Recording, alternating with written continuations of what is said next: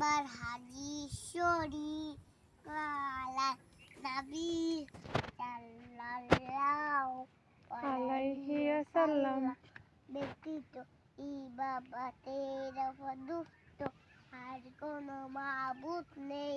হযরত মুহাম্মদ মুস্তাফা সাল্লাল্লাহু আলাইহি ওয়াসাল্লাম বলেছেন, তোমার ঈমানকে খাঁটি করো, অল্প আমলে নাজাতের জন্য যথেষ্ট হইবে। তারপরে কি? তারপর পারো না?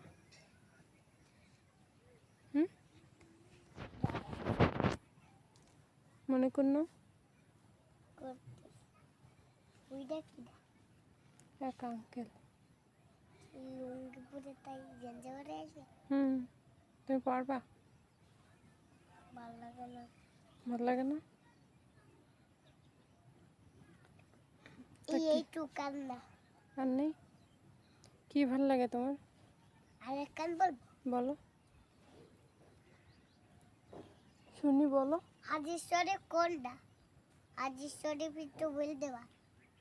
1 নম্বর হাদিস শরীফ। ঠিক আছে। এক নাম্বার হাদিস শরীফ কলাল নবী সাল্লাল্লাহু আলাইহি ওয়াসাল্লাম বলেছেন, তোমার ঈমানকে খাঁটি করো। তাই হবে না? এইটাই শেষ করো। আর পারো না? কালকে বলবো নাকি? কালকে বলবা? কালকে বলবো।